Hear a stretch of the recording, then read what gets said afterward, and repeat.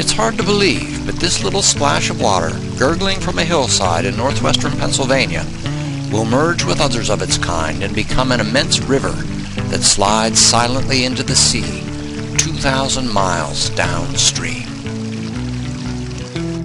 This is Toby Creek, called Little Toby by the pioneers and Tobeco by the Iroquois Indians. The Indian name is said to derive from the word Topicana, meaning the stream that flows from a large spring. That may be so, but it's always been Toby Creek to me. And when I was only a small gurgle myself, it nearly took my life. It happened here, where there used to be a swimming hole much used by farm kids in the neighborhood of Heelan Furnace. My grandfather owned a camp just down the road where we would spend nearly every summer Sunday afternoon. If it was hot, we would all don our trunks and go wading in the old swimming hole. The bed of the stream was made of football-sized rocks covered with slippery red velvet algae, and we would slip and fall, laugh and splash, and have a grand old time. There came a time, though, when I got bored with just wading and ventured over to the edge of the deep hole on the far side of the stream that was strictly off-limits to small fry. I was big, and being up to my waist on the edge of the deep water was thrilling. As I stood there contemplating the great depths of the hole, a horsefly landed on my arm. With lightning reflex, I swatted before it could bite. When I swung, my weight shifted. I lost my footing, teetered, and then fell at the edge of the pool. The creek was like a living thing then. It grabbed and dragged me out into the hole, and in an instant I was well over my head in the swirling water. I pushed off the bottom and came to the surface for a gulp of air.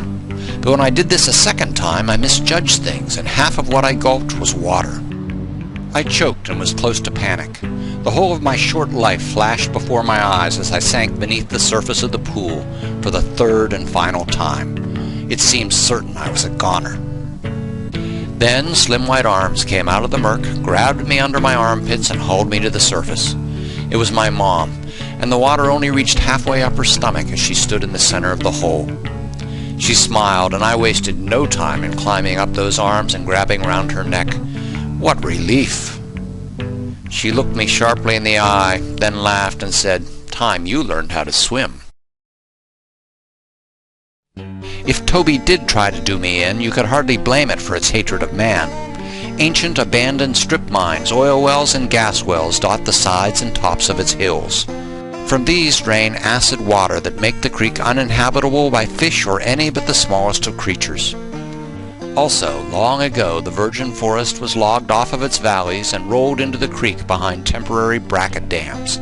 These were then broken open, and the resulting flood sent the timber bumping and grinding downstream to Penn Mills, a huge sawmill near the mouth of the creek. Here, huge steam-driven saws sent up a deafening roar as they sliced the sticks into beams and boards. These were used to construct rafts behind a larger dam at the mouth of Toby. When the freshets came in the spring and fall of the year, this dam too was broken open, and raft after raft gushed out into the Clarion River for the perilous journey south. That all came to an end in 1865, when a waterspout destroyed the mill and put hundreds of men out of work. In 1924, the Clarion River was dammed, and the resulting lake floods the last mile of Toby's 20-mile race for the river. So it is not likely that the creek will ever again be used to transport logs to mill and market.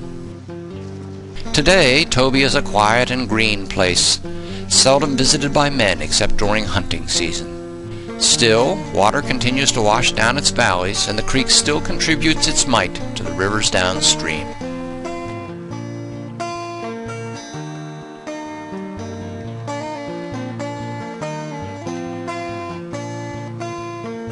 For my part, I somehow can't help but want to see the old-time logging operations, the bracket dams, the giant sawmill, and the other scenes of mayhem on the old creek. So maybe Toby is right to remember, and to come after me when it can.